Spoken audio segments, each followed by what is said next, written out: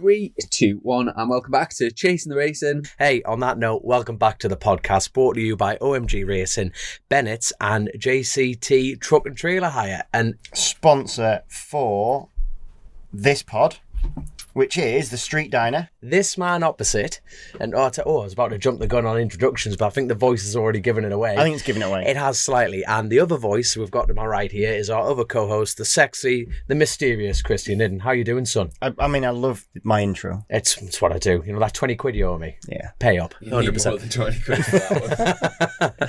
And obviously, our guest needs no introduction, Lee Johnston, and this is the stupidest question in the world. How are you doing?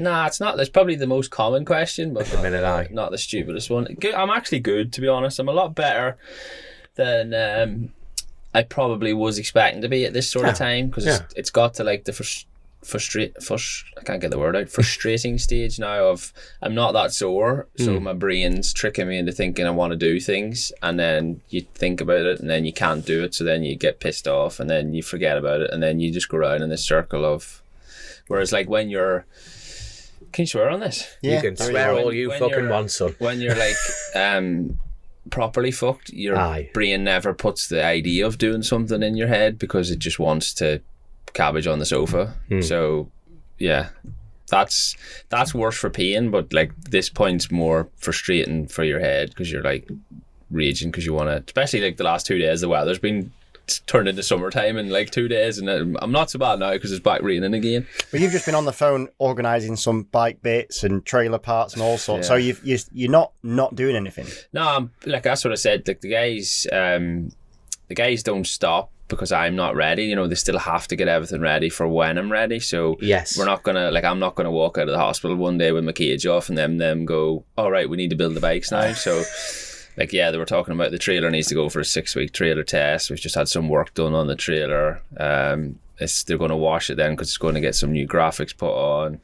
Plus they're building bikes, they're ordering clutches and just all the bits that you need for building new bikes as well. So that's a bit strange because that's not normally a rider conversation, that's a team manager conversation, but we're like... But that's kind of your role anyway. But I guess we'll get to that. The last time you were on was the start of 22, I think, with Paul Jordan. Well, I tell you what, you actually did a lot of homework on this. And looking back... Yeah, I watched his videos and I watched the ads. So he texts me to say you owe me because I watched the advert. I don't know how much you think I get paid per advert on YouTube, but it's that. I'm sorry, he knows fine well. I bet you've looked it up. Yeah. You owe me this, I'm telling you now. 3.5p I've watched for. Well, we have plugged into his electric and I've charged my phone, so I think we're about even. Yeah. He's juiced it right up. He's brought every utensil out of his house here to charge, stuff that he doesn't even use. Nick, the Garmin, everything. He's got the Ben's clothes drying on the back there. It's got to be done. Absolutely got to be done. But I tell you what, it's mad. Like tripping down memory lane. You were actually the first one in this studio. Yeah.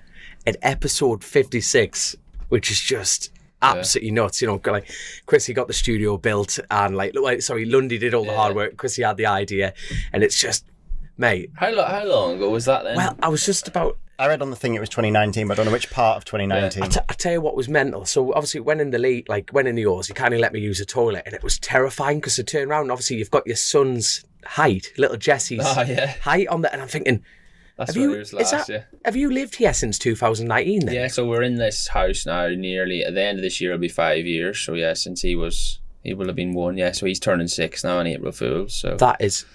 Hold on. Jesse was born on April Fools. He was born at 13 minutes past 12 on April Fools. He was born.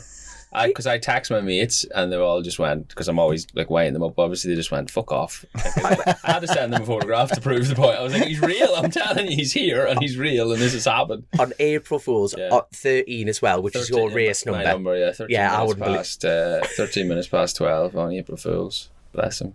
That is mental. And then actually Christian did the hard work. We messaged Grace, and obviously Grace is at school, which is mad to believe she runs a podcast. I wouldn't call watching his YouTube videos hard work. What a compliment. Was that a compliment? Did you fall asleep?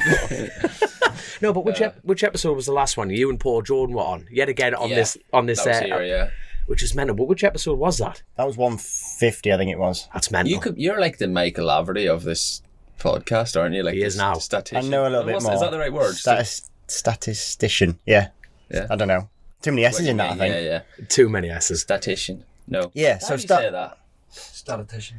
Oh, by the way, in the background... Yeah. Would you like to explain this, by the way? You know, for a lad who was just talking about, I just have to book bike parts and do a little bit of trailer stuff. We've got a television crew in here on Chasin The Racin. Can you explain this side of things? So it's like, I don't know how to... We've discussed this. So it's a documentary that they're doing. Right. And can I explain it like that way? You can say what you want on Chasin The Racin. These are facts. What are we allowed to say? We're just waiting for lawyers to get back to us. What's She's playing bloody... What's that game called? That she's Solitaire. playing Bubble Burst, whatever it is, off of... Fruit Ninja. Right, so basically, the documentary is about road racing, but not as in like anything you've ever seen. It's about the people that do it, and then the people that help the people do it or support them people, and actual, I don't know, the highs and lows of all that. Everything outside of the actual craziness of what is the racing. So it's kind of everything but the racing. Yeah. In a way. There's going to be a little bit of racing now. Yeah. If I ever get back on a motorbike, they might get some footage. But it's more behind the scenes stuff, is that? Yeah, kind everything. More Yeah. under the skin. What motivates a racer? So What motivates a racer? It's a Yeah. doc with sports people and the mentality and the impact and The psychology of it. I mean, not to There's jump no in here, athletes, but... there's no athletes in this documentary. But you got Lee. one. Hold on, he's been here 2 minutes. He's an athlete. He was going to pedal down he here. is, yeah, he is. Hold to on, be fair. we've got some people with a good idea. Lee, what motivates a racer? What, like, is in different ones? So some are motivated by their religious beliefs. Some are motivated by the pound note, which would be Christian. That's not me. Other of us are motivated for the love of the sport. That's me. I'm here for the love of the sport.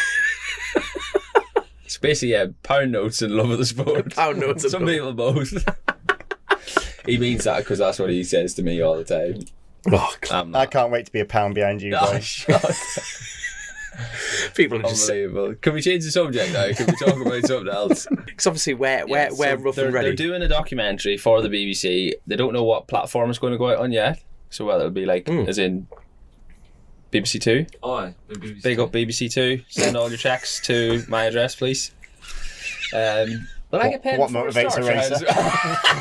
Cut that bit out. But that's different. That's TV. That's not Raymond motorbike. Yeah, so it's a documentary on like what we explained, but they don't know whether it'll be out at the end of the year or next year or whatever. I imagine there's quite a lot of content. That's not the right word, is it?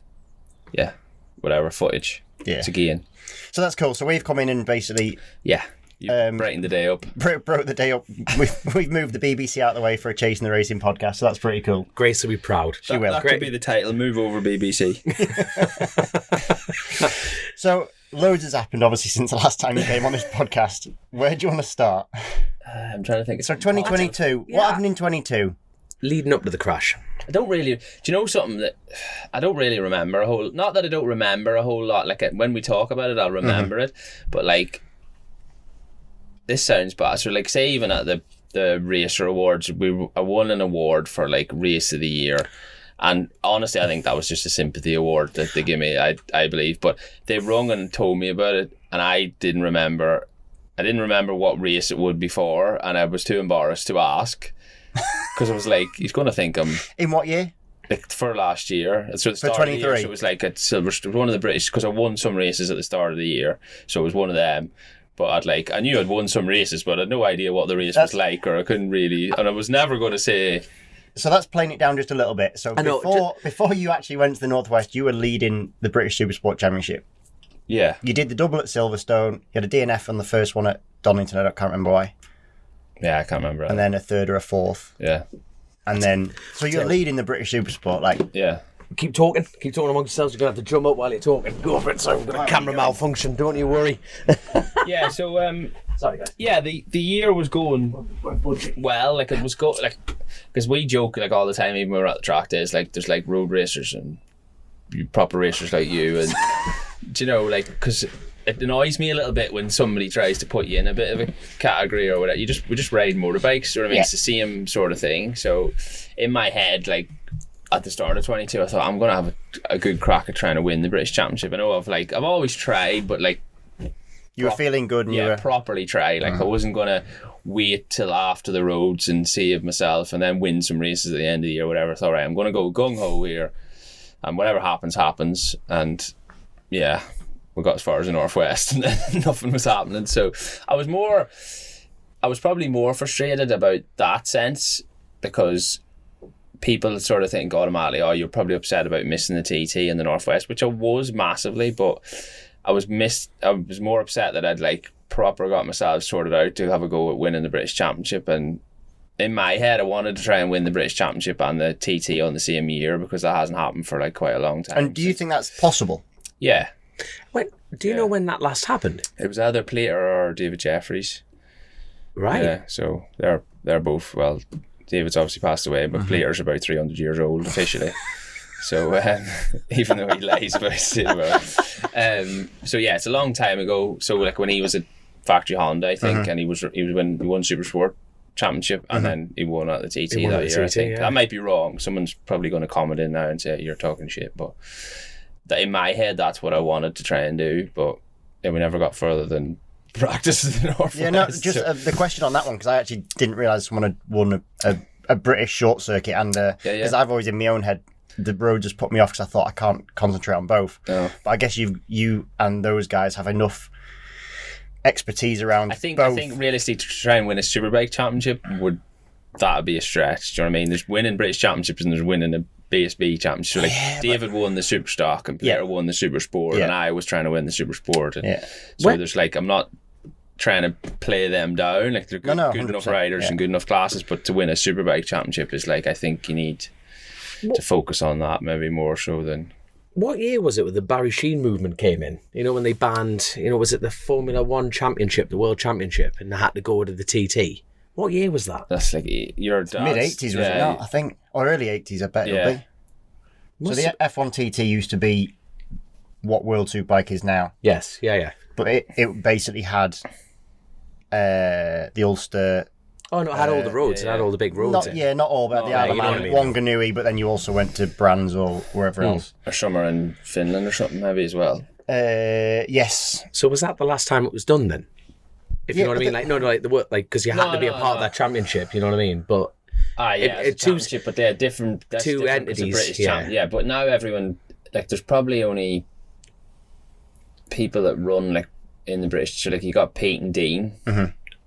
That's it, isn't it? You know, like but like you say, to win a whole championship and a TT, that'd be. Well, I think, like, all honesty, McGuinness was a good short circuit, right? Yes, he was. Yeah, people kind of forget, don't they? Lost interest or whatever, but he was a doer. Do you know what I mean? Well, if you're good enough to ride in a Grand Prix race, it's like he's fast and he's won British Championship races. So, but yeah, I think same thing as interest was in.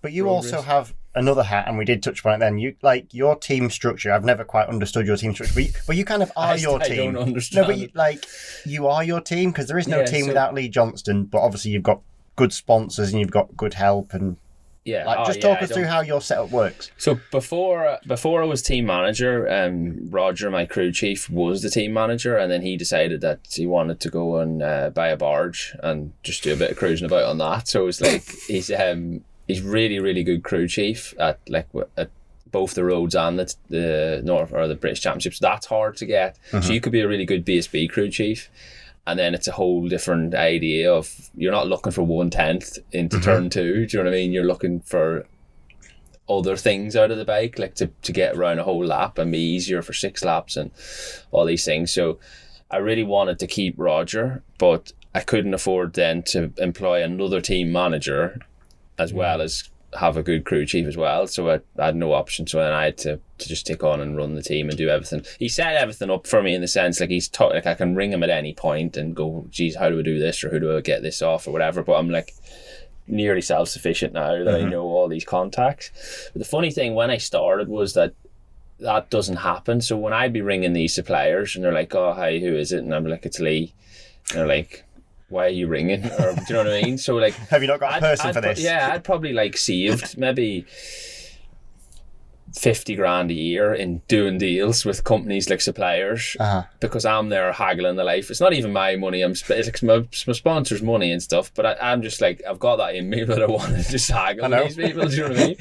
And I'm like, and then because they're dealing with me, they're like, that's okay, because I'm the one, basically if I do the deal and I go, I'm going to have a go at this year, I'm going to win, or I'm going to try to win, or I'm going to do this, that and the other, and then when you get to the end of the year and you've done that deal and done quite well or won a race or whatever, you feel like you've come good on your promise type thing. So I think I get far more like enjoyment or satisfaction from that. I know you do when you go to the team, or you'll know sponsors in your team, or you've become friends with them even though they're not your sponsor, they're a team sponsor. So when you go into hospitality after you've won a race, you've got your chest out, you know what I mean, it feels good, doesn't it? No, so you imagine that even after you've done the deal, or even like say with your personal sponsors only, so it's the same, it's even like it's exaggerated, it's even bigger. So it feels good, I think, to bring companies on board and do all that, as well as all the shit side's not good though, because like I do all the organising, so whether it's ferries for the TT, houses for the TT, Northwest, ferries for Northwest, BSB, like you just heard me talking about sorting out the truck stuff and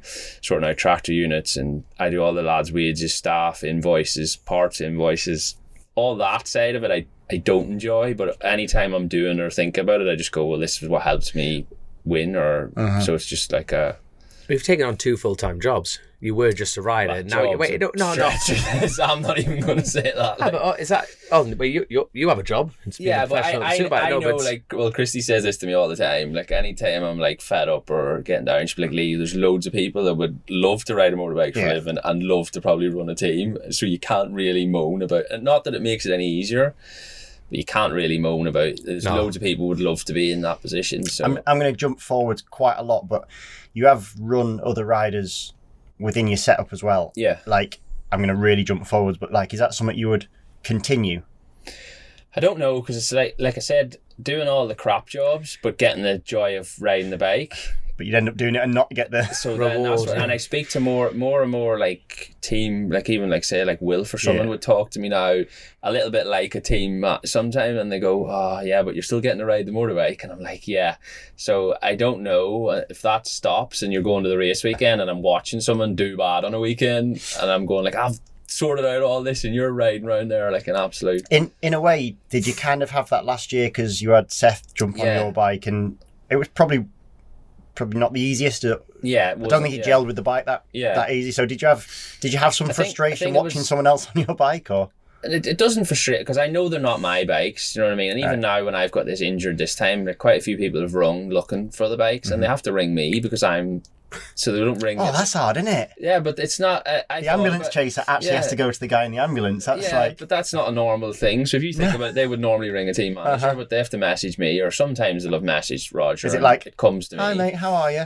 Yeah, and you know they're not bothered about how you are, because I wouldn't be bothered at one motorbike. So I've got no emotional attachment to them. They're not my bikes. Someone else owns them. The teams, I'm lucky to get to ride them, and that's it. So there's no, like... I think... saying that they're mine is false. It's like having rich mates. If you hang around with them, it doesn't make you rich. You've just got rich mates. You know what I mean? It's a realistic thing. The bikes are all nice and the team's good and everything, but it's not actually mine. I don't own it, even though I might run it and stuff. So if you think like that, you're into like a false sense of... But going back to that first year of like fully committing to being everything, you know, the rider and team manager and X, Y, and Z. Yeah. First round, was there any regret of taking on that role? No, because we figured it out really well straight away. So like, say at a BSB weekend, there's 4 or 5 staff. So Roger would still run it, like as in he was still the boss. So the guys would never come to me for, so basically we've got like a parts list in the truck. The truck's fully loaded with spares. So whatever they use, they'll just write down. And then they tell me, but if they need things like the fuel contract, the tyre contract, I'll have all that sorted out before. But if there's any problem, Roger would nearly always sort it on a race weekend, or he might ask me, and then we'd all just sit down on a Monday or talk on a Monday and go, right, all this needs order. And so I go like from Sunday night, regardless, good, bad, or whatever, I still have to get Monday morning and then order all the parts and do everything then. So it worked out all right. Like a race weekend, I was still just the rider. So, your head was clear and your head was... You couldn't do that. Yeah. But the hard part was like when we were running somebody else. So say if we went straight from the Northwest or the BSB to the Northwest and the other rider had wrecked the bike or crashed the bike. So then I'd be getting to the first day of the Northwest, setting everything up, calming down. And then that night I'd be on ordering parts to build their bike, because the next BSB was the weekend after. That's when it used to, I'd be like, why have I done this, or why am I doing, because I wasn't making any money out of it, wasn't making me any more money or any other, but it was like, just that's what the team wanted to do at the time, so I couldn't not do it. So that was the only time when it used to frustrate me, if it was like away where I should be just concentrating on racing and I was still having to order other bits and pieces. But that's part of growing up, I suppose. Because, like, what was it like? You ran Nathan Harrison at the Classic TT on your VFR, wasn't it? Yeah, the RC45. The RC45, sorry. Yeah. And it's like, was it different running someone on the roads to British? Yeah, I was so stressed out, because it was like, I've never known what it's like to sit there, and I just set off, and you're like, ooh, do it, in your own world, just cruising around. Yeah, you don't really care. And he set off, and I've never had to look at the sectors. Like, I didn't have a clue how it even worked, and I was like, where's he got to now, Neil? And he's like, oh, he's at such and such, and he's nearly here. I was like, how do you know that? And he's like, oh, look, this will lay up. And I was like, this is amazing. And then the bike broke down, and I was like standing there flapping, and Milky, bless him, looked at me, because I don't know the names of anywhere even and Milky came over to me, and he goes, oh, he's at such and such. They've radioed in, he's fine, the bike's broke down. I was like, this is like such a well-oiled, and I'm just like, I'm good friends with Nathan, but I'm not his wife or his sister or his mum or anything. And I just thought, this is horrendous. Like, this is why does anybody enjoy this, or what? Did that give you some idea what Christy potentially goes through then? Yeah, I haven't told her that, obviously, but no, I did think. And then, are we going to edit that out? Even when you look around and see the other people in the, like, even my mechanics, and obviously we're very close, all of us. You know what I mean? We've been together for a long time. But like you could see that connection they had with Nathan, and they were like, you can see it when worry in someone's face. Most other things you can't, and I could see it's like, these poor buggers get tortured here for 2 weeks, worrying that they've tightened everything and it's their bike. They've built it. You're in their hands, sort of thing. So, yeah, I wouldn't. Team manager there must be Would you do it again, like with anyone? Running someone. Running? Yeah, I'm talking years on, like, you're going to come back racing, you're going to come back to this, but after that taste that you had. Yeah, I don't know if that's maybe, put you off it. Yeah. Honestly, yeah, like, you don't have any of that at British Championships. Like, it used to make me laugh when people say, oh, I'm nervous at British Championship. I understand you get nervous, but not that feeling of nervous. The nerves you get sitting at the TT or the Northwest is like different. But sitting at the British champ, I can't imagine what it's like for Glenn and them even going to the last round, and that's pressure, cooker nerves, but it's like the other danger nerves is maybe different nerves to the way people look at you and stuff like that at the TTs. You're willing to crash on a short circuit. Yeah. You know what I mean? When you go TT or roads, it's like you're willing to push, but crash is a different. There is a difference on that side of things, isn't there? Yeah, I haven't quite figured that part out yet. I tell you what, let's just jump straight into it. Confidence was good, confidence high. You had the team, you had everything rolling. It was just, and for people who have been living under a rock, Lee's got vlogs out. You've got your social media presence. You've documented borderline. Like, when did you start the vlogs? Actually, that's a really good question. I'm going to say like COVID. I must have been bored. Christy taught me into it. Because we were bored, it was like a bit of a joke, and then. By the way, Christy does all the editing. For people not knowing, she does all the editing. Yeah. I was already talking crap, so filming it was just like a 1% more effort than. So I don't do anything. She does everything. No, but like even. It's almost like you've been doing vlogs your entire life, because like pretend you're not here for a second. I'm going to talk about you, but it's like it's a case of you're such a character in the sport, but also a serious competitor, if you know what I mean. You can't. It's like if you were just a character, you're borderline. You have to earn the respect after that. You're fast and a character, and that's what the sport needs.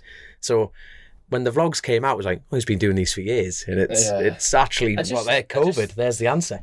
It used to irritate me thinking what. I have to be careful the way you say this. Like people's opinion of like I used to get people come up to me and go, oh, you're so lucky, you've got this bike and this team and everything. I'm like, it didn't fall out of the fucking sky one morning. Like I didn't wake up here and it turned up. Like you don't know. I used to go in my van with my dad from Ireland, like every night on the ferry, and like you go, I'm telling you now, once you race at Brands Hatch and have a shit weekend and you have to drive back to Holyhead, get the 2 a.m. boat with your dad and then go to work with him the next morning, you might not speak it to you till Tuesday. Do you know what I mean? Like, that's not, and they think because they maybe didn't see that, they automatically just think, oh well, it's like the world nowadays, if they want everything off, you just order something off your phone, or it's like off Wish or whatever. It's like, oh, I'm just going to be a motorbike racer tomorrow. I'm just going to get that. And it's like, this is not the way it happens. You know what I mean? They don't see all, and that sort of way. The vlog started as a joke, and then I thought, oh, I'm just going to like be honest and just say, like, some days are crap. Do you know what I mean? And I spend most of my life on the M62 driving. Do you know what I mean? It's crap. But if I didn't do that, I wouldn't get to ride a motorbike. So that's sort of way I wanted it to be. And then I think the best thing, if you just say it how it is, then you never have to worry about, you know, keeping up this glamorous appearance that I've got. Do you know what I mean? I'm like the same, and I think Whittam taught me that. Like, people meet me all the time with Whittam and they're like, oh, he's just the same as, I was like, yeah, he's literally, that's the way he is. He's the same person on the TV as he, like, he doesn't know how to be any different. So I think that's the best sort of way to be, and then you're not fooling anyone. And your vlogs are very open and honest. Probably like some of the most open and honest things you could. At times, I've got to admit, it's almost difficult to watch. Like the ones that you've had since your Northwest crash, you're obviously going through some pretty dark time, pretty heavy stuff. Is that something you want to talk about? Yeah. It doesn't bother me. I think at the time. It's funny now laughing about it. At the time when I was doing it, I was probably that off my head that I didn't know what I was doing. But Christy was like, oh, it's the right thing to do. And it was, now I know it was the right thing to do. But if I had waited another 3 or 4 weeks and been more conscious of what I probably wouldn't have done it. Do you know what I mean? But wouldn't it be? But that's fine. But like some of the things I've had, like people come up to me after it, like people talking about suicide and all these things. And I was like, and I had no idea. I was just waffling about what was happening, and it was like hard and just saying exactly what was going on. And then when people then started saying like how it helped them or what was happening, I was like, and then Christy was like, well, that was that was sort of the point of doing it. Just because all these people, everybody thinks you're like these superheroes. They put on these leathers, they've got an immense job, they don't have to work for a living, get paid a few quid. Life could not be easier. Do you know what I mean? You get hurt, you disappear, you come back, put your suit on, you're a superhero again. They don't see all the suffering. And that was like I just wanted to go, right, this is what actually happens when you hit a wall at 50 or 60 mile an hour and you're like, you know what I mean? This is the suffering, this is what your poor family has to go through, everybody has to go through. And that was the point of it. Like, this is not this, it is great, like we're really lucky to do what we do, but this is the shit. The highs are high, but the lows can be really low. Of the injuries that you sustained then at the Northwest crash, what was the hardest to recover from? The mental side or the physical side? I think at different times, different things. So like at the first thing was like my head. Like I literally at the time and you also mentioned it was a lot of guilt involved in it. Oh yeah, but I know, like I believed at the start that I like went to sleep and somebody else had woke up. Like I thought there was somebody else in my, because this is, it sounds mental now saying about it, but it was that like gone in my own head. I was like, there's somebody else here. And the best thing that happened to me, there was a young surgeon that came in and he started talking to me, and he wasn't, I don't know if he was even mine, he was on shit, he was only like, he was just ended up, we chatted every day. I don't know whether he come to my room at dinner time or what, but he was interested. And he was like talking, he was like, well, how would you feel the same person? He's like, what do you do normally? He's like, so you're driven, yeah, you run the team, yeah, you ride motorbikes, yeah, you train like mad, yeah, you know, you look after yourself, yeah.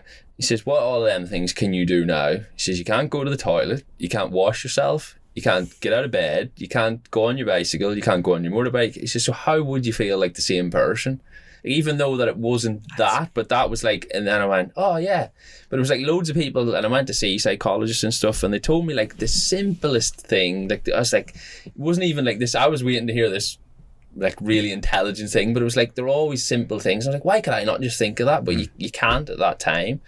So at the start, like for the first couple of weeks, I was like going, like I thought I'd let everybody down and all these things, and that was framing my head.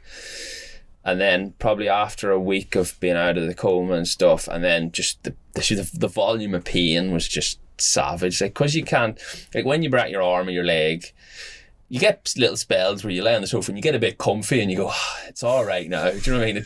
The pain goes away. But when you break your foot, your femur, your arm, your shoulder, your other arm, your face, your ribs, both sets of ribs, so it just goes round and round. So like, my foot would be sore, then my femur, then my shoulder, then my arm, then my foot, then my femur, and it was just like there was never a minute off. That was the intensity of it. Like, so it was never all sore at one point, because that's not possible. But it was like you never got a second off. You know what I mean? You'd sleep I used to go to take my tablets at 9, and I swear you'd take them like 20 minutes or half an hour to work.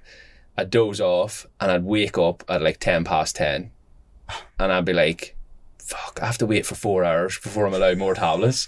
And everyone would be going, it used to get paranoid at like 7 or 8 o'clock at night, because everyone was going to bed. You'd be sitting there, laying down there going, 4 hours, 3 hours 45. that was literally, so you just wish the night away. Then you take some, then you slept for another hour, and then you take some else, and then everyone would get up, and you'd have this like when you do a 24-hour race, when you get to like light time, you're like, oh, this is great, everyone's getting up now. And that's all that happened for like a month probably. Like, what were you like with, like, you know how John McGuinness was very open with like tramadol, like Joe Ackroyd on the show, you know, did you have a big shake with drugs? They never give me that, to be fair. Yeah. I don't deal well on morphine, I don't like it.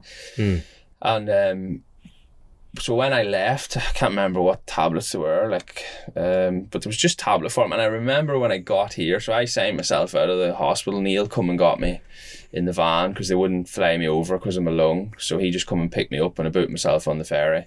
And I had to check back into Huddersfield to get some tablets. And I'll never forget the doctor. He just was like looking through the list, and he just went, these tablets won't be any use for that there. And I was like, oh, can I have something else? And he was like, no, this is just what you've been prescribed. It must have been the chemist that said it or something. I was just like, what, you wouldn't just give me something else? And then after that, I was like, he was right, because it was just literally sore all the time. So I never got hooked on anything, because I didn't have anything good enough to get hooked on. I think that was the savior of it, yeah.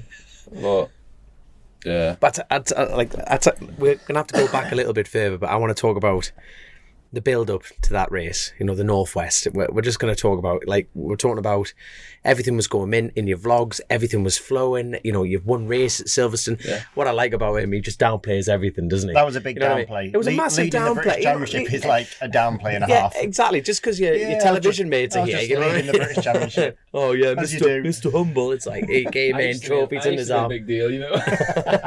So no, but leading into that, well, to be blunt, what can you remember leading up to that race? Oh, nothing. Well, when I crashed, my last memory, and I was laughing about this, is seeing Connor Cummins. So we rid out of the pits, and Connor must have been he was riding out at the same time, and I just give him a bit of a wave, like, as in, oh, I'll give you, not saying that I'm faster than him, but like, he's big, so I thought, I'll give you a slipstream round, you know, and he'd have done the same for me if we ever seen each other ride out. And that was my last memory. So my brain switched off from there. I don't even remember going around turn 2 or anything. I literally from Connor, and then I woke up the 5 days later or whatever. Is it weird because it was filmed? Is it weird to watch something that you actually did? Yeah, so I because obviously that's somewhere in your brain, but it's been erased. Like the fact knowing that you were there and in that moment, and actually you don't remember any of it. Yeah, I tried to explain it to like someone. You know, like someone says to you, "What's your youngest memory?" And it's not actually what you remember; it's what someone's told you did when you were a kid. Do you know what I mean? You don't remember being. Do you 3. remember the memory, or do you remember someone telling you that's what you done? So if I woke up in hospital, right, and whoever come in to see me first says, "Oh, Lee, you're not going to believe this. We were in the Anchor. Somebody's knocked you over the head and you've knocked yourself out, and this is what's happened." Mm-hmm. And I would not have known if no one ever showed me that footage, or I wouldn't have known any different. Do you know what I mean? So that's the. Do you regret watching it? Nah, because it was like I was already sore, I was already broken. It was like I wasn't didn't change the outcome. Yeah, I wasn't going to watch it and go, you know, you're weighing back, think, oh, maybe if I don't tuck my front this time, it's just like if I wind it back. So yeah, it was hard to watch because I'm like. I know that because I was conscious and stuff, so it's like my brain is actually it knocked me out, but then I come round and my brain chose for me not to see any of that, you know. So that's how God knows how your body works or how smart it is to do all that. But yeah, so I don't know when they the doctor spoke to me after, but I don't know when they give me whatever drugs to sedate me or whatever at that point.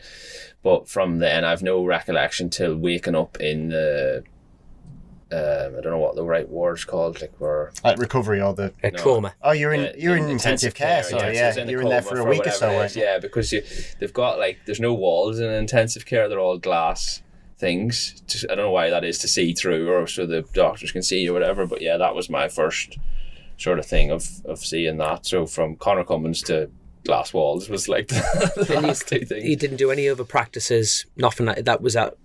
That was literally your Northwest only last memory kind of thing. Yeah. No, you can't remember a lap prior to that. No. Because even to the point where the guys were ringing me there talking about parts, and I didn't know that we'd tried parts on a certain bike and things like that, like on the little Aprilia. Just things. gone. I was like, oh, where's these wheels come from? And they turned up on the Tuesday of the Northwest, and I was like, no. Proper. I've no but obviously I've got memories, because then I'd seen pictures of what we did on the we all went out on the Tuesday night for some food and things like that there, so yeah. But no, as far as going back and watching it, probably the way I phrased it's probably wrong, but did you get worried about watching it? Because I've watched my crashes back, and you click on, and the only thing that runs through my head is this going to put me off?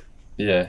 That's my personal side of it. Because we've had this conversation about riders' opinions on. Some riders believe that nothing bad's ever going to happen to them.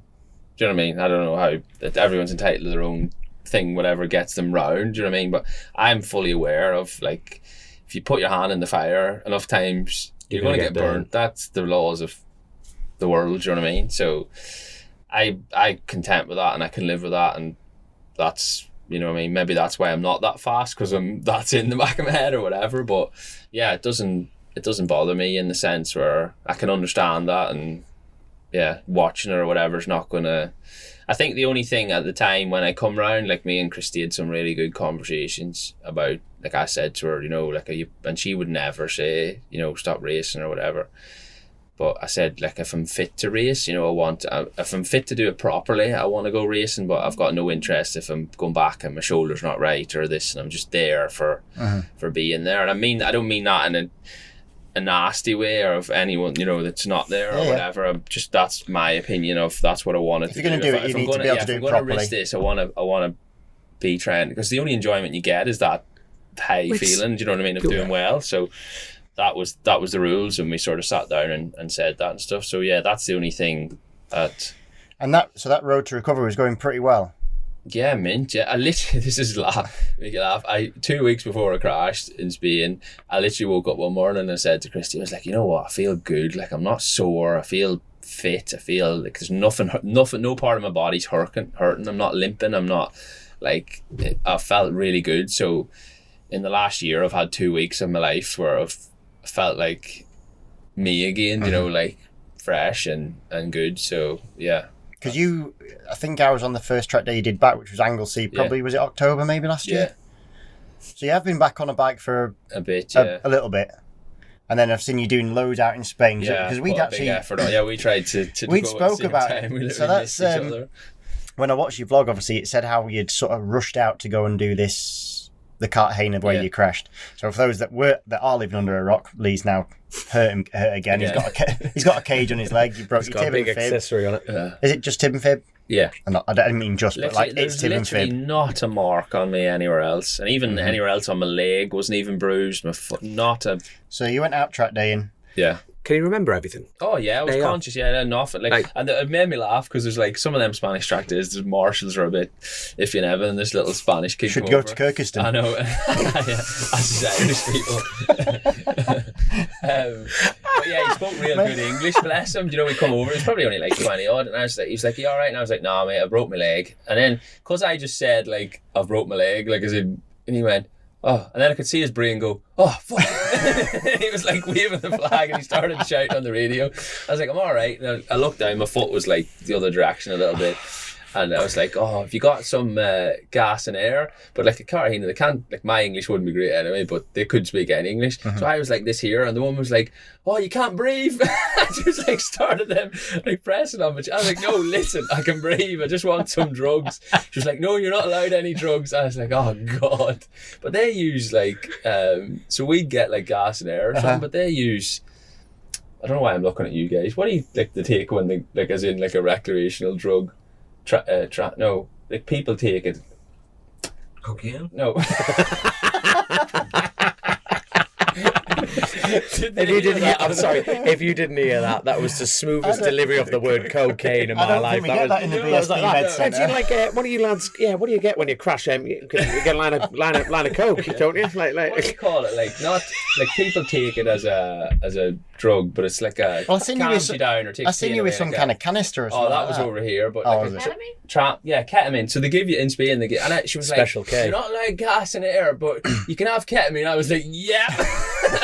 That's the one. So yeah, that ripped me off till I went to the hospital, and but yeah, they put my cast on me straight away and stuff, and they wanted to pin it out there, but I'd rung home and had to speak to some. Did you just want to get home? Yeah, I did straight away. I was like, this is. There was one doctor, bless him, and he could speak a bit of English, but that was it. I couldn't even ask for a glass of water. Like nobody said, and like that's not their fault. I was there. I should have been trying to speak Spanish, but I just thought I don't need to be here right now. I can't negotiate an operation when I have no idea what's being said or anything. So I tell you what, I must ask. You were speaking to a family, like your sponsoring family friend, Roy Armstrong. I have to give him a shout out because I get bollocked if I don't give him a shout out. But he was obviously talking on the phone, and he was saying like, you know, you're in good fettle and you're upbeat about a horrible situation. But he was talking about how you got an absolute bollocking off the doctor when you land. Back, yeah, is that because of the? Explain so explain that. Really Yeah, supposed to. So I sort of. We've talked about this as well. I like get a lot of enjoyment out of talking away in out of situations. I don't know why. I have since I was at school, but I managed to tell the surgeon in Spain. I got him to. So when you break your tib and fib, they put like a full leg cast on you. So it's like from your ankle to your balls basically. So I thought, well, I can't get on the plane with this thing, so I talked him into cutting the cast down for me to below my knee, and then I got some of the people from the track day company, they were so good, like Bike Promotions, they come and pick me up at the hospital, and we managed to get one of them. Do you know if you go into a factory you get like a boot cover thing that goes over your shoes, like a blue thing? I thought, right, well, I need one of them because they're going to see the cast, so I got that. And then I got some big blue drugs out of the chemist. I bought some crutches for €22, and he dropped me off. Oh, not them, some English ones. Spanish ones are in the house. He dropped me off at the track because my car was at the track, or my boss's car, so it was automatic. So I then drove that to the hotel I was staying at because I needed to get my stuff because I was there on my own. So I got my stuff, booked my flight, and then I flew back. I drove up to the airport the next day and flew back. But so yeah, I got in on the crutches, and then I managed to blag a wheelchair in the airport. But I tell you what, if you're ever at the airport again, if there's a big queue, just go to the wheelchair thing because you get like straight through all the security and everything. And everyone's going in with blue shoes on in a wheelchair. But then I got through, and the bloody flight was delayed by like 3 hours. So I sat there. It was like the longest day of my life. But my van in England was at Manchester Airport, and I couldn't drive a manual, obviously. So Whittam, bless him, come on the train to meet me.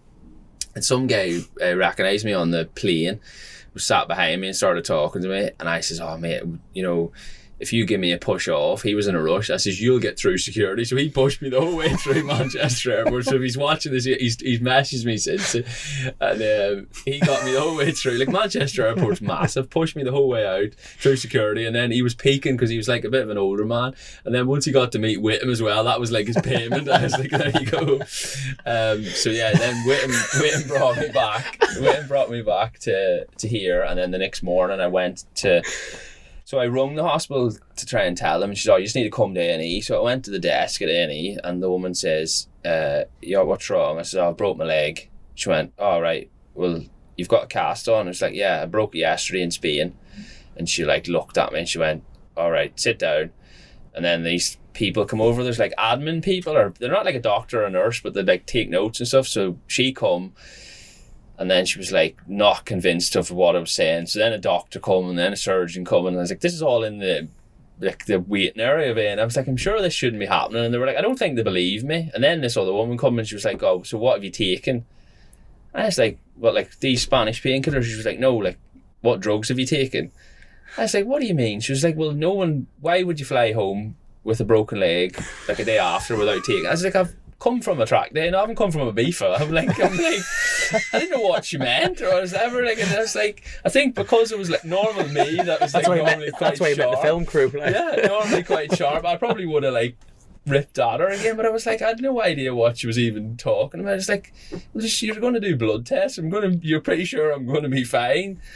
But yeah, the doctor then went mental that I'd like, she's like, do you realise how dangerous it is? I was like, yeah, but I took 2 of them blood clotting injections that morning. So I thought, I was like, if I'd have cut my finger, I'd have probably died. Because my blood was that thick. Why is it dangerous? Yeah, because you get blood clots apparently. But I basically got out of the hospital. I thought, right, I need to go home. The safest and the best thing is to be like in an English hospital. So in my head, I wasn't trying to be brave or anything. I literally, that was the thought process. I want to go home. I need to see this doctor or this surgeon, blah, blah, blah. And then that's what I did. And then like Christy rang, she's like, oh, do you need us to come out? And I was like, no, that'll take longer. I was just like, I can get there. I can get on the plane. It's fine. And I'm sorted. But the doctor didn't see it that way in the hospital. He was like going bananas. Yeah. And the crash itself wasn't your fault?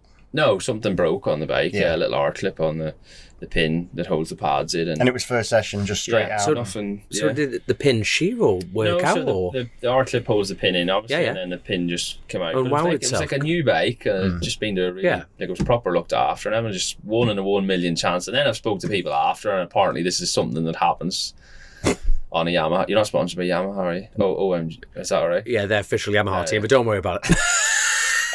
So yeah, they run super bikes. They run super bikes. Yeah, people said that after and stuff, but and then you could say like you could go down a mine hole there, going, "Oh, why has this happened?" and everything, but it happened. Do you know what I mean?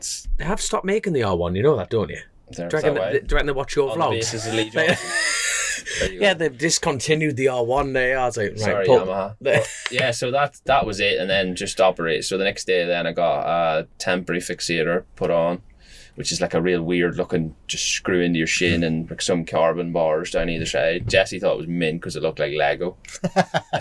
So that was on for a week. They won't put a cage, or like a full-time fixator cage on, because the bone had like pierced the skin a bit, and it, like, so there was a cut. So you're not allowed any broken skin for an infection, or because then they might want to drill the rods and stuff. So because you had it fixated instead of rodded because of racing. Yeah, pretty much. So the chances of it like hurting my knee afterwards, and then if I crashed again, and because when they rod it goes down the centre of the bone, and like if you bend that again, I remember, I think it was Andy Reid, he bent his one and then they can't get it out because obviously you can't get a bent rod out of a bone. Yeah. But, since your femur break at the Northwest, have you had the metalwork removed from that to go back racing? No. So is it because you had a rod like?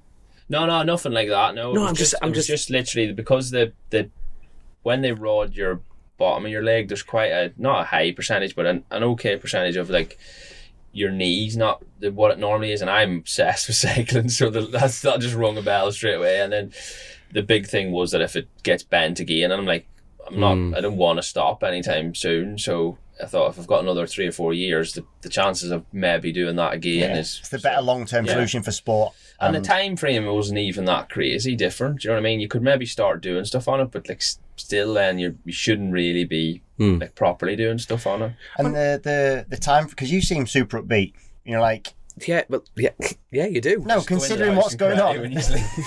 But considering what's going on, and considering how obviously you've had a massive hit, you've got through it. Literally, you said you had 2 weeks feeling good, and then you've been dealt a shit hand. Overrated. No, you've been dealt a shit hand, but you seem like super positive. I think that is like, I've learned so much from the first hit. I was going to ask that, but you've done it already. Thank you. And more so from Christy. I think like we read a lot of books and talk about things like that and psychology, and like I read even something the other day. I don't know if I showed you that in the book, didn't I?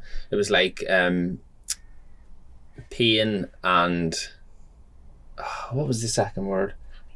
No, pain and agony and agony are two completely different things, because you can't do anything about pain because it's put on you when something bad happens, but you create your own agony. It's like prolonged pain.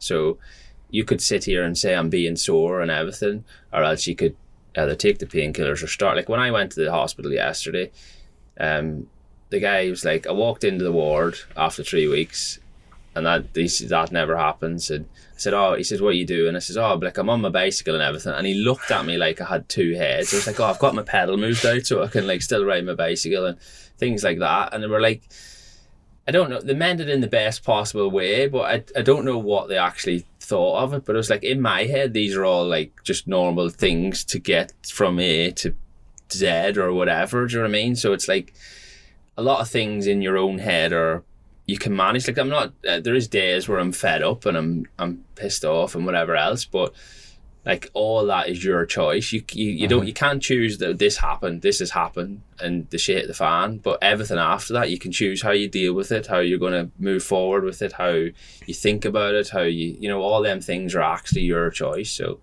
I think that's the thing where you can sit and go, oh, this is shit, and then you just go down this hole of everything shit, you know, and it doesn't fix you. But it doesn't fix you. It doesn't make you feel any better. It doesn't ease. It makes you worse off. Yeah. So, and you've chose that from that one little seed that you've chose to water. Do you know what I mean? So, and I've learned all that from the first crash. Like Christy says all the time, oh, everything happens for a reason.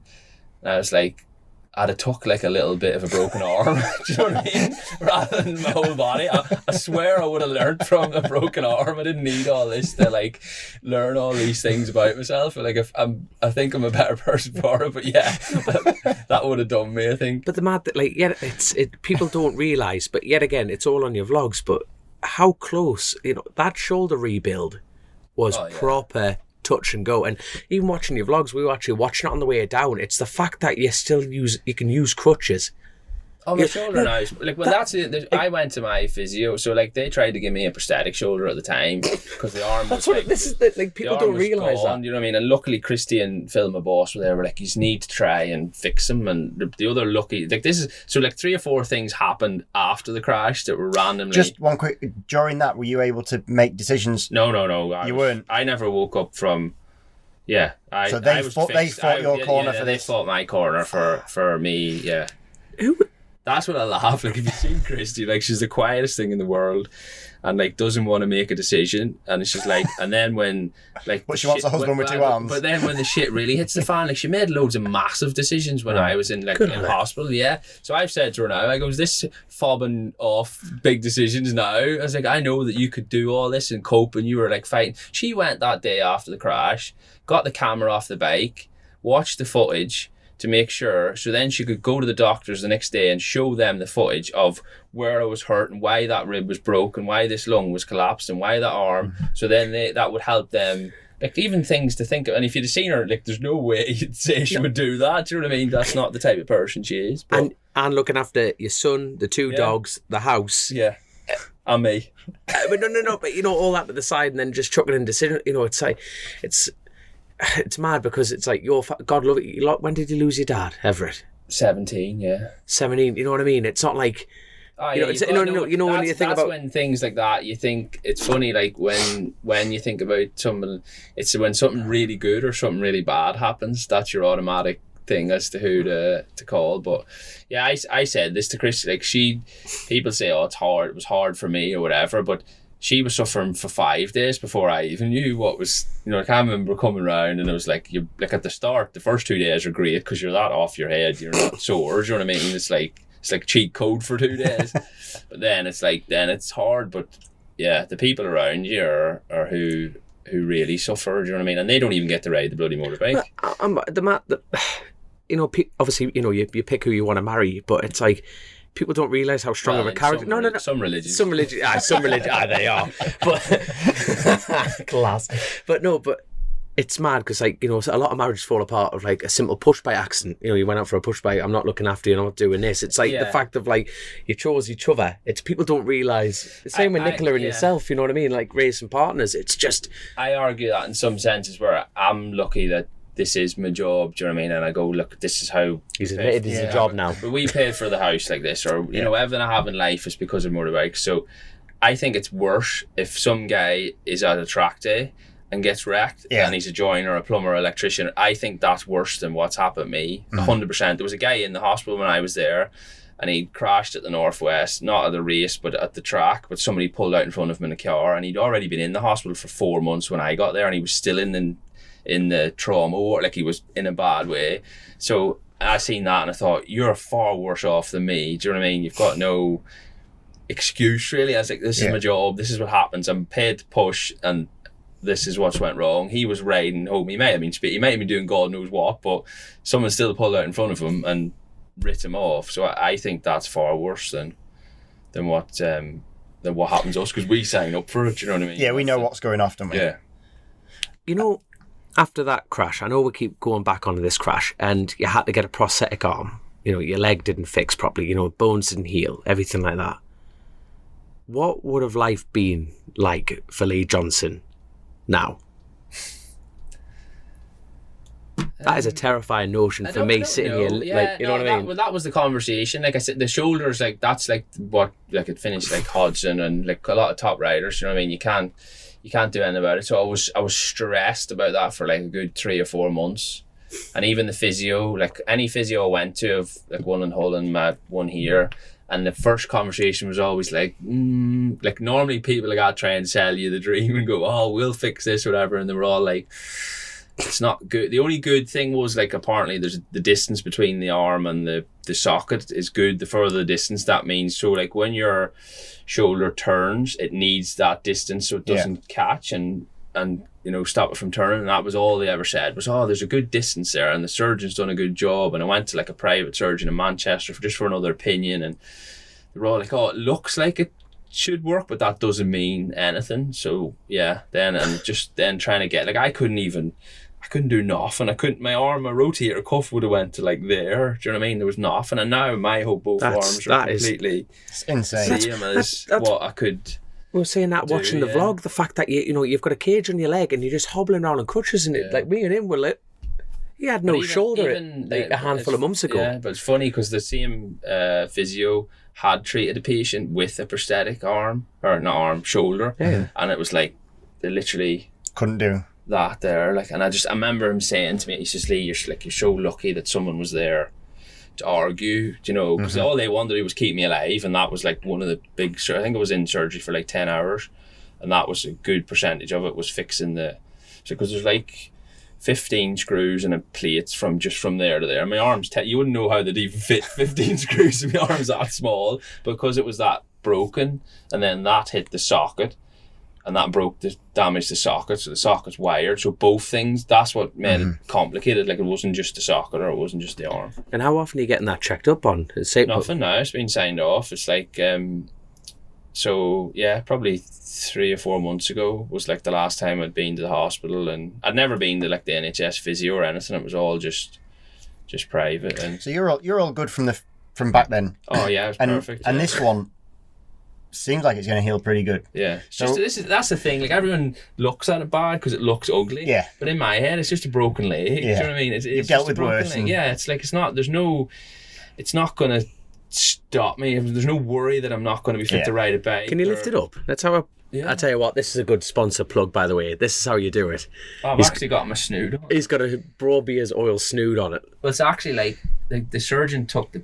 That is looking class. Had a bit of banter with the surgeon, and he was good crack and I was having a debate with him in the surgery room, and then I was winning the debate, and then he put me to sleep, the frigger, so I never got to finish the conversation. But when he come round to check me up after, he was taking the mick out of me. He's like, oh, I haven't put one on that size for at least a year, and it was like on somebody's arm, because it was so small. But that's all I was worried about, because like if you had I thought there were only going to be one size, and it would have been like a saucepan on my leg. So, but yeah, it's not. I've got no pain in it or anything, you know, as long as it's kept warm and stuff. So for you going forward, that's the only downside. Have you got a time frame? You're just leaving it to just So I was in yesterday. We went. I took him to see the specialist with me, because we go in with like the mindset of, right, yeah, if he showed you a thread of hope, you're like, oh, I'm fixed. Do you know what I mean? So we come out. It's like when you punch in the sat nav and it says 3 hours, you go, yeah, I'll do it in 2. You know, It's exactly the same, isn't it? We just do it with injuries. We come out and I said to him, I was like, right, let's be honest. Did you hear what I heard? And then I said, you explain what you've heard now. And it was like completely different conversation. We weren't even in the same room. But no, it was good. Like, they don't normally even x-ray somebody at 3 weeks. I sort of fought my corner a little bit to get an x-ray. It looks like it's starting to knit and stuff. So it's definitely positive. And I'm doing everything. All I know is I'm doing everything I can, like with the chamber and the lasers and everything. So I know that when I am fixed, I've fixed it as quick as I could. Do you know what I mean? I haven't sat on the sofa and hoped that it was going to fix and did nothing. Do you know what I mean? So I can live with that whenever it's this month, next month, whatever. That's all I can do, really. What about results-wise? You know, we briefly talked about how you go racing for a reason, and that's to push and like build up. You know, so what is your attitude to this season, mate? You've been dragged through hell. You haven't been just had a walk through it. You've been dragged through it, and I think it's hard in the sense because we all like. I'm competitive, obviously, like we all are, but the hard part for me will be like like a good comparison is when the last injury I was like praying to get back on my bicycle, and I thought when I get on my bicycle and I ride down the road I'm gonna love it. I was so excited, and the first day I got on and Christy was on the driveway watching me, and I rid down the road, and I went for a couple of miles and come back. She was like, well, what was it like? I was like, it was shit. I'm shit. My leg's shit. I feel shit. She was like, what? She was like, what? You've been like wanting to do this for ages. And I was like, yeah, I know, but I'm no good. She was like, well, not what we expect. My leg was about this size. So I was like, in my head. Didn't you lose like 10 kilos or something? I was like 54 kilos. So I was when I was like, up like fit to walk again. And Christy was like, what planet are you on? And I was like, I know, but why can't I just be? I don't know what I was expecting. In my head, I was just going to get on the bicycle and put out the same watts I was doing. So yeah, I have to be realistic that I'm going to need some time but that's why I was flat out in Spain riding and stuff. Like I wanted to. Were you feeling good on the bike when you were out in Spain? Yeah, really good. Back to normal? Yeah, no, I wouldn't say like race normal, but I was probably like 80-90%. Like it nearly takes you 1 or 2 BSBs 100%, to get going. So, and I'd missed a year. So yeah, probably by the time I'd got to the Northwest, I think I would have been not too bad, but we don't know.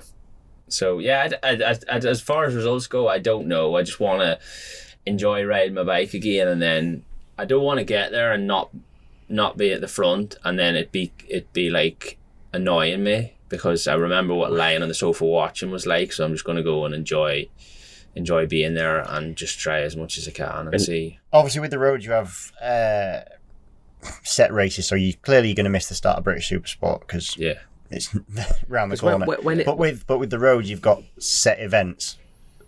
Do you have something in your own head? Yeah, the one you'd like to get back for? I want to be back for the Northwest. That's the aim. Do you know what I mean? That's a stretch, but that's what I'm trying like mad for at the minute. Like that's what the doctors are laughing at me about. But they know you by now. yeah. So that's what I'm aiming at, and I think you need these goals. Like that was the other thing. Like the last time I was injured, and not a lot of people know, but like because I was supposed to go to Daytona, but I had signed up for that when I'd just seen it, and then I was so excited. But it wasn't, good entry. When I'd done the deal, I probably wasn't fit to go. But then that was the thing that then drove me like mad to get fit. So that nearly hurt me more. Having that a target can be so good, can't it? Yeah. But then when I got hurt, I was like devastated. Even though I'd never been to Daytona, no one cared really if I went or not, like outside of the team was riding for whatever. But in my head I was a little upset because that was my aim for what I was getting fit for. But yeah, sometimes it's good to set targets, and then other times, like even when I went to the hospital yesterday, and like I said, I went in like going, right, it's black and white, it's either going to be good or bad, it's all like achievement is like a perspective thing. So like, you know what I mean, if you've won 2 BSB titles when you retire and you think you should have won 4, you're depressed. But someone that's won none, and if they won 2, it's amazing. But it's the same 2, so it's 2 and 4, it doesn't make any difference. So that's the thing that I'm trying to teach myself, is like what your perspective of being successful or what is good news is completely different. So someone that's trying to bunk off work for another 2 months, and if he says you've only got a month, they're fuming. You'd be gutted. You'd be gutted because you want signed off for 2. Whereas if I want a month and they say 2, it's the same thing. So that's what I'm trying to like go into it, and hopefully if I've learned anything from this, like if I keep racing, that's what I wanna just actually enjoy riding my bike, and if I manage to fluke a win or 2 out of that, then all the better. So I remember when you won the TT and your interview was just, as you always are, open and honest, and you're like, you bought, I don't know exactly your exact word, but it was on the lines of, I don't know how I've done it. Yeah. And you were talking about how every previous winner felt the same. Yeah. It was like, it didn't feel fast, and it's just, I think... That's good. Yeah, it's a different place to win it. Like, it's just special, and when you stop trying so hard and things click and it becomes more fluidic, and I don't know what the right word is, but it's a good feeling. Yeah, I'll never forget that day and what it meant to me and stuff. Yeah, he's really living it. You can see in his eyes there, you know what I mean, that glaze over look. It's class. I tell you what, where do you being Mr. Supersport, how fast can that envelope get stretched to? I think it's down to the weather. Yeah, well, I said to them the last year I was there, I did 28.6 rate, and I could only had 1A, so I couldn't see. And I said to them, like, it's hard with 1 eye, isn't it? Yeah. I did 1 lap, and I pulled in or whatever after because that's what I'd promised the team. So, like, I say this, I can't say it easily because I've never done 135 or 6 mile an hour, but I know how hard you have to ride to do 130 mile an hour on a 600. You know, there's certain tracks where like the time difference is massive on a big bike, and there's a lot of straights at the TT and a lot of benefits of sitting there flat out. So to do 130 odd mile an hour on a 600, you are absolutely, the risk level is far higher, because to make the lap time on a big bike, you make it more by being on the throttle, and so you're not actually at the apex, you're probably going a little bit slower than... Almost safer in a way. Oh yeah, well, yeah. You're going a bit slower, and you're not trail brake. You're not, So, but it's selfish of me to say that because I've nearly done it on a 600. I know we're not doing it on a big bike. So someone like Pete should probably say it, or Michael or Dean, or someone that can do it on both bikes that could honestly say this is how hard it is on each bike. But yeah, the physicality is probably less on a 600, but the risk is as high, if not higher, I think, especially at like mid corner speed or. Yeah, because you're pushing in the places where you've got lean angle. You have to make the time. Yeah, you have to make the time. So, TT wise, it's turned into the Triumph Cup. Yeah. So what was gone from the R6 Cup to the Triumph Cup? Was it now your decision process as a team? Yeah, well, even a few things really, because it was just like, well, financial as well. We'd spend a fortune on R6 engines and just reliability, and basically you're trying to race something against something that's detuned and cheaper to run, and you're paying a fortune to tune it and to compete at the same thing. You're never ever going to. You're never going to beat that. Do you know what I mean? Bringing something down's easier than bringing something up in it. Yeah, exactly. So that was the main thing. I tell you what, he's the perfect person to speak to, because he's got a V2, I've got a V2, and he is the original Ducati pilot. You know what I mean? He had a Panigale for years and just tried to kill him. Also Grand Prix Northwest TD. Yeah. He just used to come in and just go, just try to kill us. It was that bad at the Northwest. One year, McGuinness offered to buy me a Honda to go to the TT. I finished second to Cam Donald, I think, in the Supersport race. And McGuinness was like, Lee, you can't ride that thing. It was my first ever TT. Oh, it was horrendous. It blew up just before Balaf. No, what's the jump? You got Balacry. No, the bridge you go over, just Balaf Bridge. Yeah, it blew up just before there. So you have like a flat out left and a right, and I went into the left, and it just went bang and just lit up, and I was the full of the road. I don't know how I got. It wasn't skill to go around the corner, but I pulled up at the bridge, and they cancelled practice because of me, and the whole crowd was like booing. It was like my first TT. I was like, oh my god! I just wanted to get under the bridge and hide. Yeah. Oh, it was a disaster. But you haven't, obviously, I think it goes without saying, you've probably not been near Ducati since. No. So I would like to ride it though. I'd like to ride his team's one in Supersport. Well, you're racing again because Toddy's on one, isn't he? So. Todd's going to be the first one on a Ducati probably since him, and then prior to that, the fastest lap was a 1:27 on the senior with Michael Rutter. Yeah, at a like 1:27 lap. So it'll be. I love that little V2. It'll be interesting to see how it goes around the TT. Proper bike, but especially his team. They've got a real fancy one. Like all their bikes are fancy. Like Christian's bike's that good. He literally has like a go and a stop button on it. I just sit on it and just puts in projected lap time. Go. That's where I'm going wrong. You put in the wrong projection. He hasn't told you about this, has he? You need to get a dash cam on him. I've caught him in the pits. I tell you, what is your prediction for the BSB? Pretend he's not Do you here. know who actually was out in speed a bit when I was there? I was Rory Skinner, and he looks, his style is lovely anyway. It is, like relaxed. I must admit, I've seen some reels and he looks pretty good. He looks good, yeah. And he's you know what? Like he had his bit of a chance, and then maybe didn't get the right deal of the cards and everything. And he's coming just to go and ride his bike. He's not got a care in the world. He's got no hassles off anyone. He's literally cruising around, riding his motorbike, and full of the joys of spring, do you know what I mean? And he's not bothered. And he's like that sort of a character anyway, where he like, well, it's what it is, do you know what I mean? If you beat him in the first race, he'll try as hard in the next one, and he's got no real, I'd say he's in with a good, but then there's 10 other people, do you know what I mean? There's not a chance. And even the person that starts the championship really, well, might be nowhere near. Like, a Halloran for a couple of years was smoking everybody, and then, you know what I mean? He should have won 2 or 3. Yeah, never boxed one off yet. Yeah. I know maybe it was different when the points were different or whatever, and if he was a normal championship and all that. But so, who would you class as your outside bet?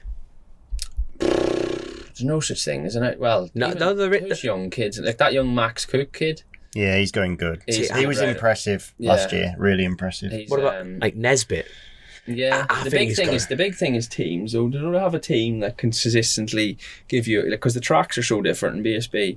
So to consistently have a good bike for Oulton or Schneiderson or Knockhill, or that's the thing. Because if you've good riders on teams that are as equally good, they can do that every weekend. If you're a bad weekend, 3rd, 4th, and 5th, how are you beating that? Like if you're not winning, or and not just I guess not just the good bikes, but the teams allowing the riders to grow. Yeah. Which is like. You don't see it, but that's equally as important, because coming through, you're going to have things you need to learn. It's a massive thing, I think, where if I was a team manager, I see people spending all this money on bikes and parts and everything, and then there's no, like, if you see when, like, I have mates that play football, when a footballer joins a football club, they worry about him more than anything. Do you know what I mean? They sort his house, his kids go to school, where he wants to shop, who he wants to car he needs. They'll sort of his car as everything, right?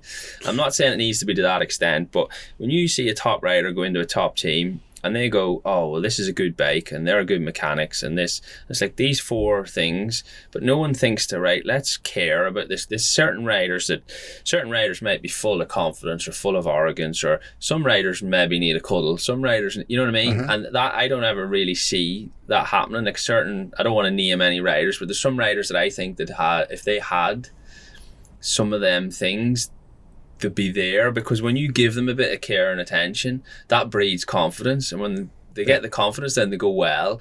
And some riders might be crashing because they're forcing it to fit because they don't have confidence, but if you got it in the right pattern and to that point, then you've just missed all the negativity and the crashing, and then the crashing leads to more, you know what I mean? And you've saved yourself a load of money in parts. So it's like, but I don't think there's a lot of them that are maybe not ex-racers, or they were businessmen, or they were different things, and they're amazing at what they do, but because you have the money and you have the best bike and a good team, that doesn't give you the right to win the race. Do you know what I mean? You have to like massage the situation, I think, with certain people, and mentally there's no real talk of, like any other top sport in the world, there's psychologists and people like see, and there's no talk of that in our sport. No, it's true. I guess when sometimes riders, sometimes it works for riders when they move to a team, but it's more by design than more by luck than design. So like they happen to click with that group of guys or whatever, or that team manager.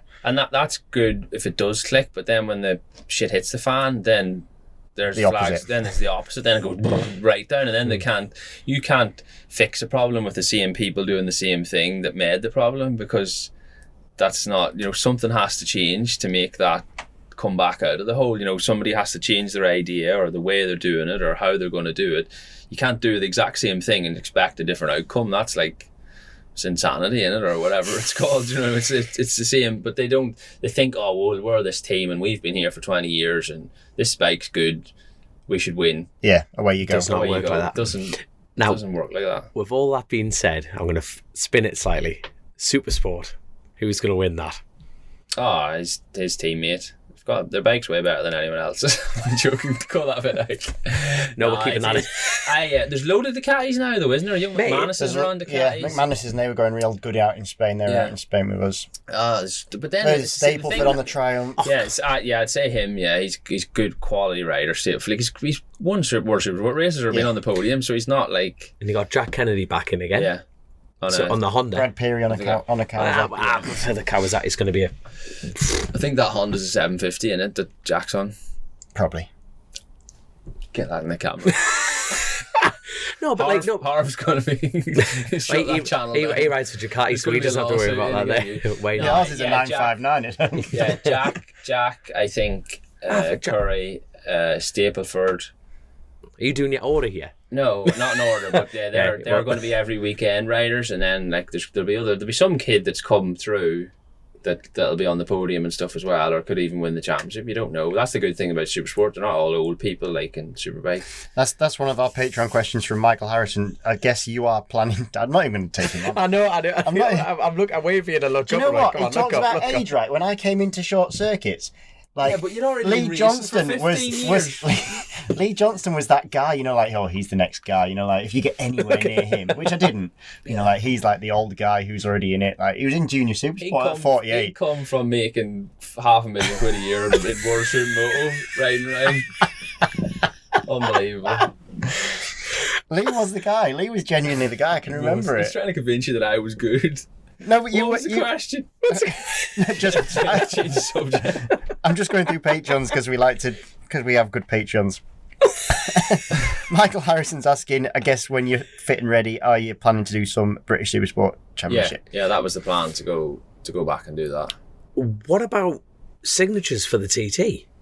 Yeah, so a lot of people don't realise that you have to get, but now it's not the same as what you don't actually have to race. So as long as you're riding, so like track days in Spain counts, track days in England counts. Right, that's good. Does the track day that you crashed on count? Yes. No, I didn't do enough laps. I think. I think you must have to do. Yeah, you'd have to at least understand. Like, but the way I look at it is, if you went to do a track day, you do 60, 70 laps a day, maybe. Mm-hmm. If you went to do a club meeting, you wouldn't do 60, 70 laps all weekend. You've got 10 minutes free practice, 10 minutes qualifying, and 2 10-lap races. Yeah. So what have you done in that? Like 25 laps or 30? So and like at least now that they understand, do you know what I mean? They're not. Whereas before they'd go, go and do this club race and that club. So I'm like, I'm doing no riding and a load of risk because. You're a target, aren't you? You know what I mean? Little big target. No, but like that way, people don't realise that. If you go out there and you're trying to just get a signature to go racing, someone goes, I've got a chance to sit up Lee Johnston from 1,000 yards. They're going to take it, aren't they? Yeah. And it'll end in tears. But like I've already done 8 or 9 days in Spain since December. So you're covered?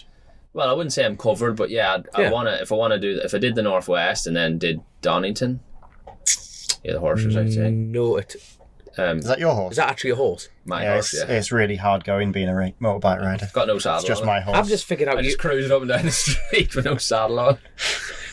You can't bleed out of it. You told me you got £500,000 in Supermoto days. You don't win £500,000. You don't earn £500,000 from riding a dirt bike with slicks. Trust me. What was the so I'll do them days, and then if I did the Northwest, and then I do what's the BSB between the Northwest and TTs? Donington, is it? Probably. Yeah, that's the one you didn't get to last time, so it will be. So it's the same calendar. So that'd be enough, I think. We've got loads of people just wishing you well, basically. Pretty much everyone. But thanks. Going on about your crew you've got round you, you've obviously got a brilliant relationship with all your crew. Yeah. Specifically, how has Neil put up with you for so long? It's worrying because they're all nearly dead. They're all quite old. So like getting them signed out on a Thursday and stuff now and on the bus and all this is like, you talk about running the team being hard work. But yeah, they are like the amount that do they get cheap? When you travel somewhere, do you use their OAP passes to get frames and stuff? Yeah, but like the amount that they've won is like even Neil won't talk on the camera in the vlog, but like Neil's like they work for like V&M and Grumpy's been in factory Honda for years. Roger was a factory. Like they've all like been around for a long time. They've won like gazillion BSB races and TTs and World Superbike races, like loads of stuff, and now they're with me. It's like this was all the build up for them to get to this point. But that's why, like, the abuse to give me, they're like, Lee, I used to work for David Jeffries or such as how have I ended up here with you? Like, do you know what I mean? But no, they're good. They're good people in the sense where I don't have to tell them anything. They're like, at a race weekend, they can go and they know who to speak to. They know who works where at the TT or at the BSB or the park and the truck. You know, like there's, you know, if you had young staff are great, but you have to teach them all these things. Yeah. And like, so they've got all this experience over all this time. Yeah. And I guess it puts your, especially with what you do in road stuff, it puts your mind completely at rest. Massively. Just like Yeah. And I can see how much they care. You know, like when I quit racing, they've all said that they're just going to quit at the same time. Do you know what I mean? So it's like, yeah, it means a lot what they do for me. Yeah. Do you feel pressure with that? Nah. So which is good. They forget each morning, don't they? They keep saying it every time. How did we go on yesterday? I have to keep walking around with my trophy just to remind them. So they don't even, like, when we won at Silverstone, they're hilarious. Like, I was like, get into Park Fermi and there might be just Roger there. And I go, where's the other ones? She goes, they couldn't be bothered walking. It was too far. Like, they don't even want to walk down the pit lane. That is class. I'll tell you what, could you, doing what you're doing now and everything that you've learned, could you go back to quote unquote employment, ride for Honda or ride for Ducati or ride for another team? Yeah, probably there is good teams. I'm not denying that, but there's some teams that are like strict, do you know what I mean, and some teams that aren't. I wouldn't say I work well with orders. So you make your own, that's why it's I don't mean that. Yeah, but I mean, like, I'm happy with people telling me what to do as long as it's my opinion. I probably could. I wouldn't say I couldn't, because then if I get the sack at the end of this year, no one will offer me a job. Because you said you'd never. I'm really easy to work with, so yeah, I could work with another team.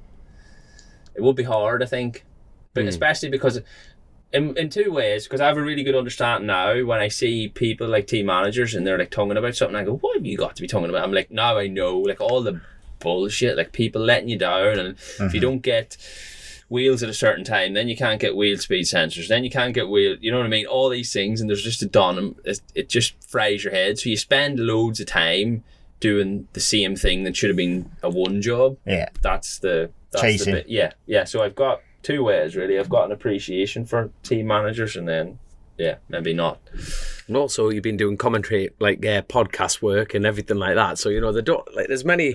I don't think we'll ever not see Lee Johnston in the sport. Put it that way. You know what I mean? A lot of hats. Kenny's asked actually, how does it feel to start vlogging only to have Jesse and Neil become more famous than you? Oh, I get this all the time. Yeah, Jesse's like. But Jesse, I seen Jesse's his first vlog the other day, which I loved. It was great. He's like, he hasn't quite grasped that, like, when something goes on YouTube and he's like, he'll say, like, our world, but if he goes to like Spain or something and he thinks it's another world, he's like, can people in the other world see all these videos? And I'm like, yeah. He's like, is it on the other world now and stuff? So he absolutely loves it. But he's got his I've got them Insta360 cameras, and he drives around with it on his tractor in the house and stuff. So I think it's cool, like, that he's interested in. He watches YouTube and now he's like, oh look, they've made this video, and you know what I mean? That's the way the world's going. Yeah. So does Jesse have any interest in the bikes? Or? Yeah, he likes bikes, but he's like obsessed with tractors, and we've got a guy. So he's going to be a farmer rather than a racer. I hope so. Yeah, there's plenty of money in farming. Yeah.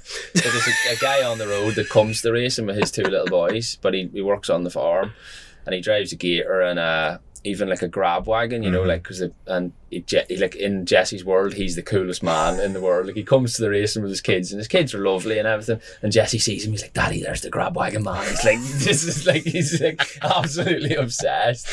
But yeah, I think it's great that he comes and like he thinks like Taran or Paul George, like they're all his friends, or Whittam. Like, Whittam's Jesse's mate, he's not my mate, do you know what I mean? So it's normal, he doesn't know any different, or like it's probably the same as when you were a kid, you know, it's no, you don't know any different. But yeah, he's going to be a farmer hopefully and make me lots of money, and I'll sit at home. That's the way to do it. That is the way to do it. But tell you what, like, honestly, mate, the amount of that, like, all the patrons shouting out. You got, you know, Matthew, you got Terry, AJ, Michael Harrison, your mate. To me. To me, to moo. To moo, to you. Phil, we have he's been here from day one, right? In one episode with him, and he just took the piss with the Chuckle Brothers, and I'm thinking, we're going to lose every patron that Grace has worked this hard to get, and I'm like, what? His first appearance as a co-host, it's like within seconds. I upset the Patreons. Straight on it. We've got, obviously, Maggie, we've got Hayden Gibson. That's a good question. Any new helmet designs? Oh, I've got a nice one for this. Do you know what upset me? Because we've just been looking at your helmet collection. It's lush. I'm glad you said collection, mate. You know what I mean? I'm going to finish this. I had a nice one for Daytona as well. I've never got to use it. I've got a new design and a new helmet painter for this year. Is it a new design or you kept similar design, but completely different colours and cool. Really? Yeah. Look, nothing. No pink. Maybe a little bit, but like. Who's doing your lids? Not Hayden Gibson. No, I don't even know the name of the company. Are they Dutch or something? So my helmet painter, Paint Nation's been like the same for years, and he stopped now. He works for a company involved with RST that owns the bike shop. God, I was going to give him a shout out there as well. Thanks, Philip, for all these years for painting my helmet. We'll edit it in. Yeah, put it in. Voiceover it right now. Also, so I obviously didn't want to change helmet painter. He's stopping because he's been mint for a decade nearly. So, but things change. And I'm going to ask this one that Ty asked because we kind of we just said it about Jesse being into it's the modern world about being into videos and all that sort of thing. And I think I'm past the era because I'm not very good at social media. I wasn't born into it. Yeah. Do you think now that's a good excuse? The question is, want to do it, and it's not because I'm so old. You just don't like people.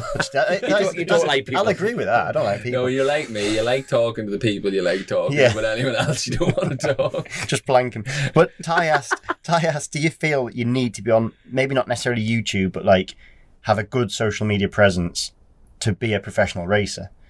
I think more so the worse I've got at racing, I think I need to do. Do you know what I mean? If it was a bit faster, it's fast people like you don't have to do anything. Do you know what I mean? I'm getting to the point. It's like that slope in it. So you've got YouTube and speed, and just like a crossover point. No, I enjoy. Like I said, but if Jesse was coming through, do you think he would have to do? Yeah.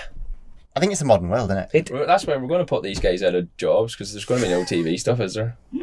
No, but that's the thing. You look at Billy Bolt, Tommy Searles, 2 Pro 1 Slow. You've got Kex. I've made team sponsors and sponsors from YouTube. I have people come to me through YouTube, that weren't bike fans and then become. So that's pay in my sense. That's worked. I've put that effort in. At the end of the day, I only do it because from racing motorbikes, do you know what I mean? And it's to benefit that, and it's a laugh, and if it's helped people mentally or whatever what we've done since crashing, that's all great. But it started just as a bit of a piss take, really, or just whatever. Do you know what I mean? I was never expecting it. And a lockdown project, and God knows why people have decided to keep watching it, but they have, and it's and people ask me this sometimes as if I've got a plan. I don't have any sort of plan or what to do with it really, or even. Well, you can see that the videos aren't this clean cut. What's the right word I'm looking for? They're raw. Cinematic. Yeah, they are raw, but I think that's raw. That's part of the pull of it. Yeah, but somebody because bless Chris, Christy had no idea at the start either. She does an amazing job now, but this guy at the start, I remember his comment was "This is amazing. It's so natural and raw." And I was like, "No, mate, this is what happens when you actually don't have a clue what you're doing." It was he thought that this was an angle we were going for, but no. So yeah, I've got no idea, but yeah, I think you have to now for the future because sponsors if you've got 2 riders that are averagely the same speed and one guy's got a massive following and getting all this content and doing all these things, well, why would you sponsor the other guy? As you know, if they were for like, it's that's the only other sales pitch, I suppose. Yeah, mega. So obviously the plans to get you on at the Northwest. Yeah. When's the next direct time we're going to get you on a bike? I don't know. About 3 days before the Northwest, probably. Sweet. Well, as long as you get on the bike, son, that's the main thing. You know. No, we need to just get once we've got another appointment. I don't want to say that date because then people are going to start messaging me on that date. But we've got another appointment in a while, and then we'll know better then. And then if they decide then when the cage comes off or what happens, then I don't want to. I've got a load of plans made, if, but maybe when, so that if it does happen, then we're in place. But if it doesn't, then just quick. So obviously this injury looks pretty bad because of a cage, but actually it should, in theory, when the cage comes off, be pretty strong. Apart from the holes that have to fix. Yeah. So it's just weak apart from where the screws have gone in. But it should be take it off, and you should feel pretty good. Yeah, I could cycle and everything. I wouldn't go running. I think when I take it off, but I'll be fit to do everything. So all I mean, it kind of looks worse than. Yeah. I mean, it's bad, but as in it looks way. You go, fuck, there's no chance. But actually, ugly. It's not. There's half a chance. That's the thing.